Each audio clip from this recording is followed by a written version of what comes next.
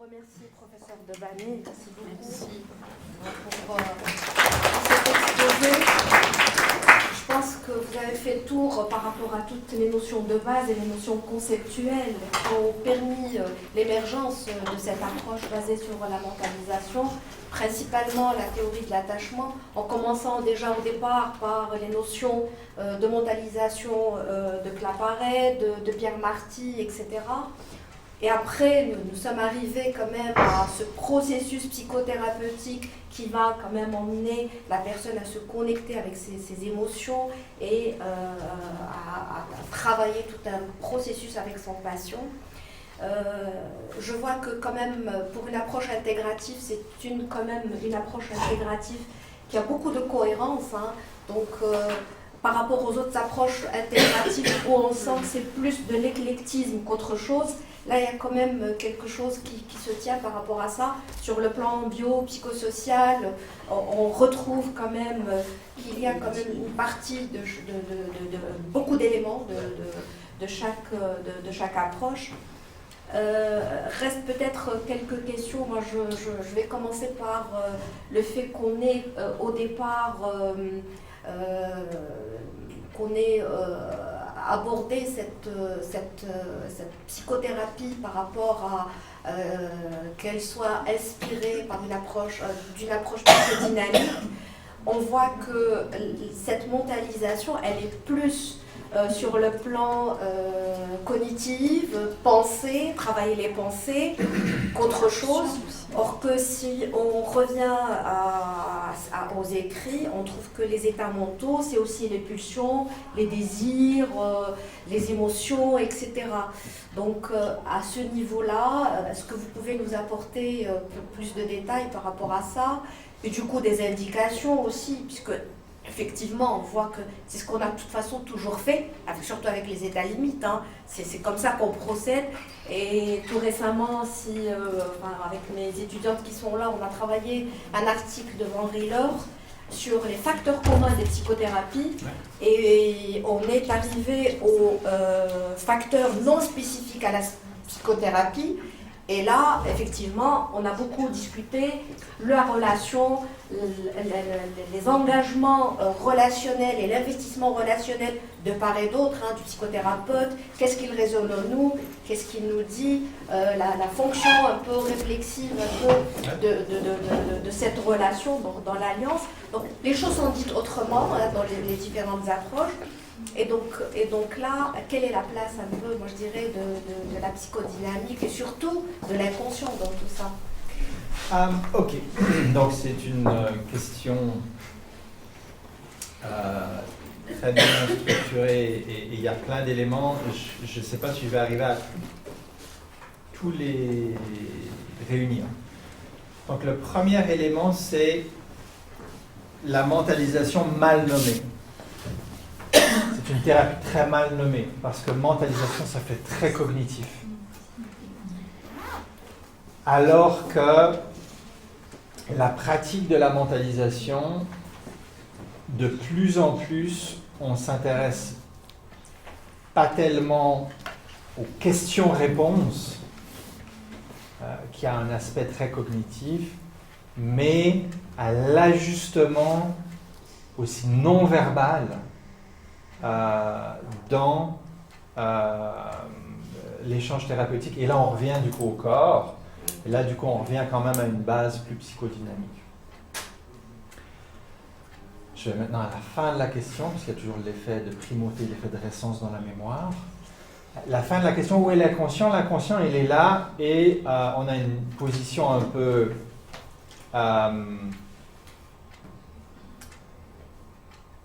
légèrement provocatrice par rapport à l'inconscient. C'est de dire qu'il est là et il est inconscient. Donc on va rien pouvoir y faire, entre guillemets, et en même temps, l'inconscient pour nous, il est d'abord et avant tout dans le processus. Qu'est-ce que je veux dire par là?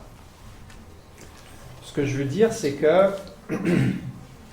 l'inconscient, théoriquement, ne se révèle que dans l'après-coup. Nous ne formulons pas une méthode qui vise à poser le moi là où le ça était. D'accord? À notre avis, c'est une... Enfin, d'ailleurs, pour la plupart des gens, je crois que c'est une illusion. L'inconscient, pour pas avoir parlé, c'est l'inconscient.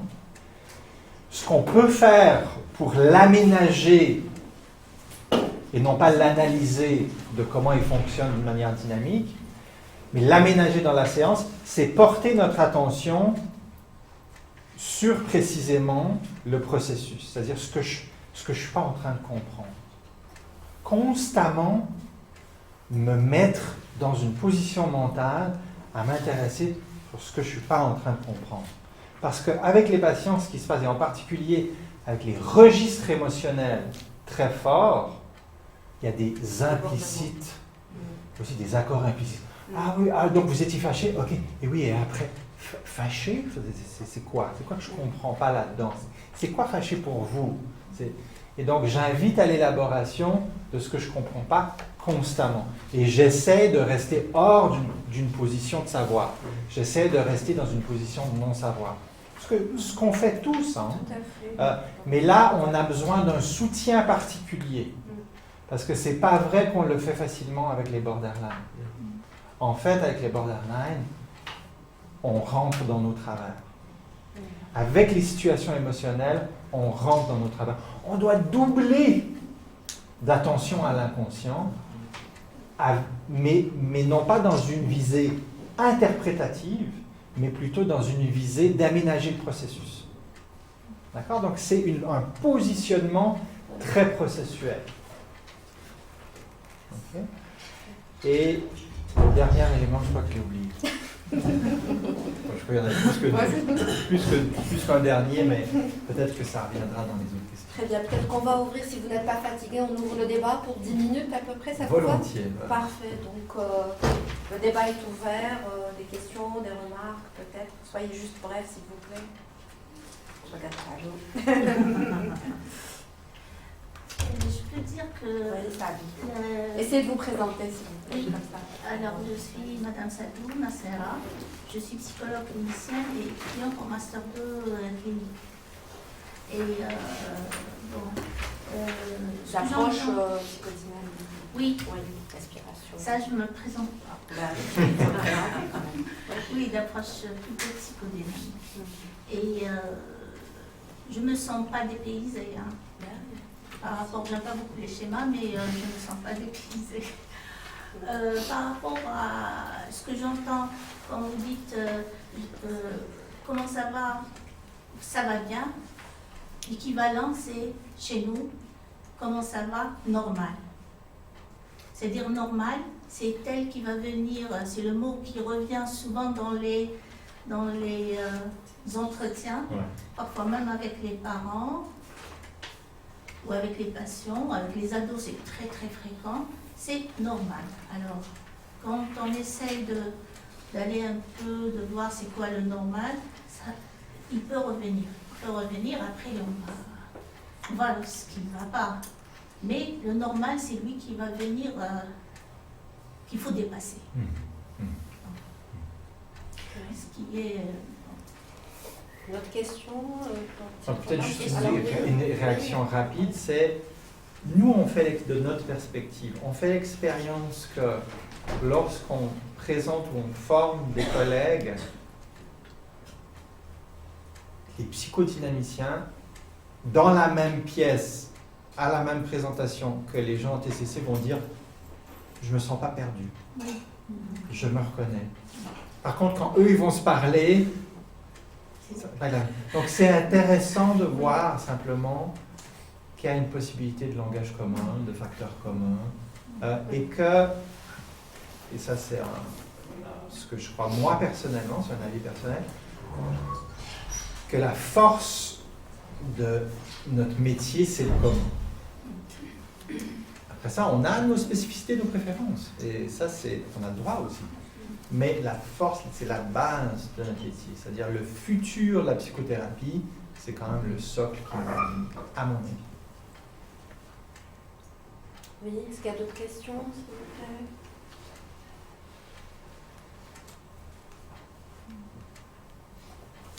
Oui, Sia.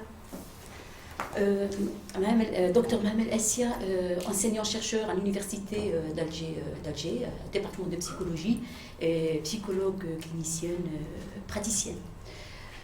Alors moi, j'aimerais vous poser une question par rapport au nombre de patients qui arrivent, qui arrivent et qui mentalisent déjà, si je peux m'exprimer comme ça, ils portent déjà un jugement sur leur personne. Ouais. Il y a par exemple, j'ai eu le cas d'une malade, en fait d'une maman qui vient avec son adolescent et qui me dit, moi mon adolescent, mon fils il ne veut pas travailler. Comment directement, c'est des questions vis-à-vis du psy, comment dois-je agir vis-à-vis de lui, sachant que moi, je suis une peureuse, je suis une emmerdeuse, je suis une enquiquineuse, j'ai très peur pour ses études, j'ai ceci. Elle a porté un tas de jugements vis-à-vis de sa personne, à son égard. Comment dois-je agir? Alors, c'est comme si elle vous a posé déjà le diagnostic de sa personne. Ouais.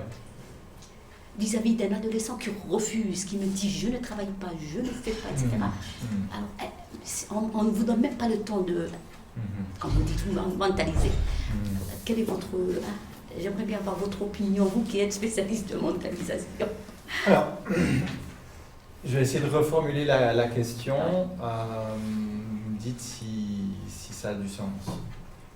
Comment est-ce qu'on fait lorsque quelqu'un vient et, alors c'est là où j'hésite, elle fait toute la mentalisation déjà? Oui, au préalable, oui. Ou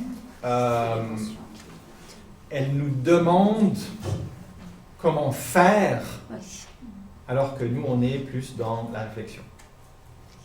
Donc, en tout cas, elle semble présenter au moins ces deux défis-là, n'est-ce pas? Peut-être plus encore. Je ne l'ai pas eu en face de moi, mais... Donc, il y a des patients qui arrivent et on se dit « Oh là là, comment est-ce qu'on va s'y prendre ?» Oui, tout à fait. D'accord. Vous allez travailler ça avec Jalal. Merci, Jalal. C'est un sacré défi. Disons, ma première réaction, c'est de la valider. Et donc, mais qu'est-ce que je vais valider? Vous avez raison, vous êtes une enquiquineuse. Okay, difficile. Okay. Donc, je vais essayer de l'écouter pendant un moment, puis je vais essayer de trouver, au fond, qu'est-ce que c'est qu'elle m'apporte. Alors, juste dans ce petit jeu de rôle-là dans lequel on se met, un petit peu artificiellement, n'est-ce pas? Mais si je me dis, ok, qu'est-ce que je vais valider? Mon Dieu, madame, vous avez énormément de choses à discuter là. Je veux dire, à chaque jour, vous êtes tout ça dans votre expérience. Waouh! Vous voulez commencer par quoi?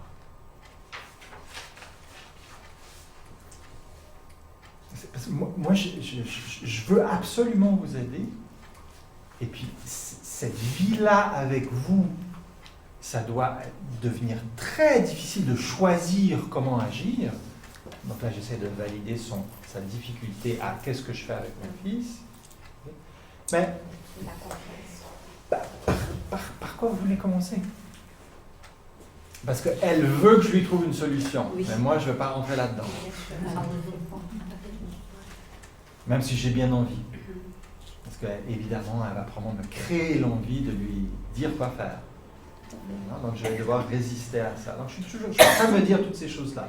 Mais là Martha, je me demandais aussi par rapport à l'interaction, puis la question, est-ce qu'elle mentalise? Est-ce qu'elle fait déjà tout le boulot? Alors qu'elle vous demande de faire. Donc il y a quelque chose, c'est vrai, qui est questionnant.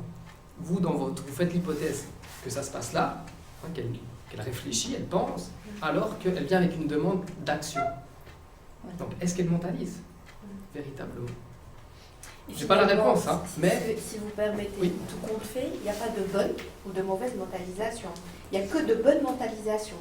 C'est-à-dire si la personne arrive à mentaliser, ça veut dire qu'à un moment donné, elle est déjà connectée avec ses émotions, qu'elle a déjà engagé ce processus de confiance épistémique, qu'elle a déjà un sens qui est lié à ces styles d'attachement déjà, et qu'elle est assez consciente de ça, et qu'elle sait que c'est à travers ça qu'elle investit son relationnel, etc. Donc par rapport au bon et mauvais, par rapport au bon et à la mauvaise mentalisation, effectivement, c'est absolument ça. Il n'y a pas de bonne et de mauvaise mentalisation. Et ce que vous relevez vous là, c'est tout ce qu'elle arrive à faire par ce qu'elle nous dit. N'est-ce pas? Elle a déjà une certaine conception d'elle-même. Okay. Mais la question va être quel est son degré de mentalisation? Parce qu'une chose qui est absolument claire ici, c'est que, comme Jalal le dit, elle ne me calcule pas. Autrement dit, elle a déjà tout fait le travail, elle est persuadée que je pense la même chose. Et que si finalement je commence à la connaître, je vais penser la même chose. Enquiquineuse, donc elle ne me calcule pas. Et elle ne me calcule pas d'autant plus qu'elle ne sait pas que moi, l'action, ce n'est pas dans le travail dans lequel je vais m'engager. Et elle assume que je vais m'engager là-dedans. Donc en ce moment, elle est en train de mentaliser à un degré autrui qui est très faible. Parce qu'elle ne me calcule pas. Donc là, je l'invite à me calculer. En la surprenant un peu. En lui disant, ma foi, je valide. Vous avez tout ça qui se passe dans votre expérience, et je comprends absolument que ça mène à une difficulté de savoir quoi faire. Par où vous voulez commencer? Là, ça c'est moi, ça. Parce que moi, je ne suis pas la personne qui va vous dire quoi faire. Par rapport à cette dernière intervention, cette journée, elle dit des choses sur elle, mais elle est dans la certitude. Elle est dans la certitude, exactement. Ça veut dire que c'est pas de la mentalisation. C'est un degré de mentalisation qui est faible. De la non-mentalisation, ça serait quelque chose de beaucoup plus concret. Donc si elle est dans une bonne mentalisation... Mon fils a une lésion cérébrale, il a fait plein d'IRM, on ne l'a pas encore vu, mais son problème c'est le cerveau. Vous, psy, vous servez à rien. Il y a vraiment zéro mentalisation. Elle, au moins, elle amène des traits de personnalité, des états d'esprit. Donc, il y a quand même une réflexion. Mais vous l'avez absolument visé juste, elle l'amène avec la certitude. Et c'est ce que Jalal disait.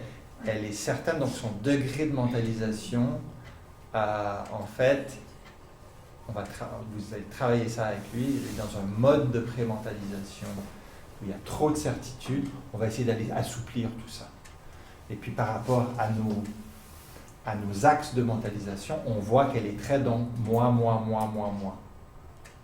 Alors que c'est son fils qui ne travaille pas et dont elle se soucie, mais moi. Et donc son fils, peut-être que, voilà, ça doit être pas si facile que ça d'exister dans la pièce avec elle qui non seulement est moi, mais en plus, si c'est vrai, elle a peut-être raison, hein, elle est enquiquineuse, elle est... Non, mais elle me donne des et preuves. peut-être qu'elle l'est. Elle me donne des preuves. Mais nous, ce qui va nous intéresser, c'est de sortir de l'enquiquineuse, c'est-à-dire, quelles sont les émotions qui font en sorte qu'elle est plus enquiquineuse que d'habitude? Parce que hier, vous n'étiez pas si enquiquineuse, hier, vous avez vraiment pris le temps d'écouter votre fils. Ce matin, vous êtes enquiquineuse. Qu'est-ce qui s'est passé? C'est quoi qui s'est passé pour que vous deveniez de plus en plus enquiquineuse? Parce que si je lui dis, madame, je vous connais, vous n'êtes pas enquiquineuse, elle ne va pas avoir l'impression que je la prends au sérieux. Mais moi, ce qui va m'intéresser, c'est les degrés de changement. Alors, si vous dites que vous êtes enquiquineuse, bon, ben, ok, ça c'est... Mais comment est-ce que ça varie chez vous? Est-ce qu'il y a des bons jours, il y a des meilleurs jours? C'est quoi typiquement que votre fils peut faire pour que vous deveniez encore plus enquiquineuse? Elle va dire, c'est pas mon fils, c'est mon mari. Ah, ok. Donc là, on commence à délier tout ce qu'elle a mis dans un gros paquet au début et qu'elle a dit, aidez-moi. En fait, elle me dit, je deviens enquiquineuse lorsqu'il ne va pas à l'école. Il refuse de partir. Il lui dit carrément à elle, et non pas à sa tante, à son mari, à elle, je ne vais pas à l'école. Elle me dit, c'est là où je deviens encore plus enquiquineuse. Parce qu'elle a pris le temps de se décrire, de se... Je comprends mieux. Il a su Alors appuyer maintenant, sur le bouton. racontez-moi la dernière fois que c'est arrivé. Parce qu'on veut sortir de la généralité, parce que les gens qui ont une certaine culture psychologique ou conscience psychologique, ils ont déjà des explications toutes faites. Et ils ont déjà prévu un certain nombre de nos questions. Parce qu'ils se sont posés ces questions eux-mêmes. Mais après ça, nous, on va aller creuser dans le réel. Et on va travailler sur des séquences très précises. Ce matin, ça a été comme ça. Ou alors, on va travailler sur des séquences où qu'est-ce que vous avez essayé de faire? Qu'est-ce que vous avez vécu quand vous avez essayé de faire ça? Etc. etc. Parce que dans le profil que vous nous présentez, il y a beaucoup de généralisation et beaucoup de certitudes. Du coup, nous, notre mouvement contraire, c'est du spécifique et du court terme. Et puis, il y a des gens qui vont nous amener dans « Ah, mais vous comprenez, mes parents, c'était comme si, moi, je suis comme ça. » On va revenir « Oui, mais tout ça est bien. Maintenant, comment ça se passe aujourd'hui? Comment ça s'est passé hier? Avant-hier. » Peut-être un complément comme ça qui me vient aussi à l'esprit, en fait, encore une fois, en écoutant ces interactions, c'est que le thérapeute, il va servir de modèle. Il va modeler qu'est-ce que ça fait de se poser des questions. C'est-à-dire qu'il va se tromper, il va s'ajuster, il va être pris des fois par ses émotions, et le patient, il va faire cette expérience aussi. Donc c'est pas que donner des explications, c'est les vivre. C'est ça. Sur la vague. Donc si j'ai bien compris, peut-être une dernière intervention, le travail se fait dans l'ici et maintenant. Ouais. C'est la grande différence, si on veut, avec la psychodynamique classique. C'est plus une approche décessicienne que psychodynamique. Bah, c'est là où on ne va pas s'inscrire ni dans l'une ni dans l'autre, dans la mesure où est-ce que c'est ça qui est important? Oh non, c'est pas important. De toute façon, les choses se ressemblent, ils sont juste les appellations diffèrent. Cette approche intégrative, elle va essayer, c'est-à-dire la raison pour laquelle on ne va pas trop dans le passé, c'est qu'il y a une charge de mentalisation qui font en sorte que les patients développent des conceptions d'eux-mêmes qui ne changent rien à ce qu'ils font. Donc du coup, nous, on veut, c'est pour ça qu'on travaille dans l'ici et maintenant, parce que, en particulier avec la dysrégulation émotionnelle, on doit d'abord poser le ciment. Ça peut mener à quelque chose de plus, disons, un travail psychodynamique. Mais si le ciment n'est pas là, on ne va pas mettre le toit et les fenêtres. Et le ciment, c'est d'être capable de suffisamment me réguler pour créer des représentations complexes. Si on travaille sur le passé, on demande un travail énorme de représentation mentale. Et pour ceux qui sont, entre guillemets, capables, ils vont nous donner le change, mais ils ne vont pas généraliser dehors. Donc du coup, ils vont sortir de mon bureau, parce que moi j'adore faire du travail interprétatif. J'ai une famille de psychanalyse, donc du coup, je veux dire, on fait ça à la maison, c'est un jeu, il y a un plaisir intellectuel, c'est à celui qui va dire l'interprétation la plus subtile. Mais c'est très néfaste à quelqu'un qui est en détresse émotionnelle. Il faut commencer là où ils sont. Et après ça, on peut tranquillement tisser le lien qui va faire en sorte qu'on va apprécier éventuellement la vertu de ces représentations plus complexes. Mais au début, on doit vraiment se situer ici. Et poser le ciment. Et après ça, on peut s'amuser éternellement, interminablement. Merci beaucoup. On va prendre peut-être